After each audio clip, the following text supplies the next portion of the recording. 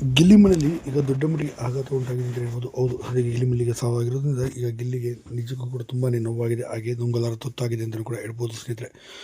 ಇನ್ನು ಗಿಲ್ಲಿ ಮನೇಲಿ ಈ ವಿಚಾರ ಕೇಳಿ ಈಗ ಕುಸ್ತು ಬಿದ್ದಿದ್ದಾನೆ. ಇನ್ನು ಬಿಗ್ ಬಾಸ್ ಈ ವಿಚಾರವನ್ನು ತಿಳಿಸಿದ್ದಾರೆ. ಈ ಸಂದರ್ಭದಲ್ಲಿ ಕಾವ್ಯ ಸಮಾಧಾನ ಪಡೆದಿದ್ದಾಳೆ. ಹೌದು ಗಿಲ್ಲಿಯವರೇ, ನಿಮ್ಮ ಮನೇಲಿ ನಿಮ್ಮ ಅಜ್ಜಿ ತೀರಿ ಹೋಗಿದ್ದಾರೆ.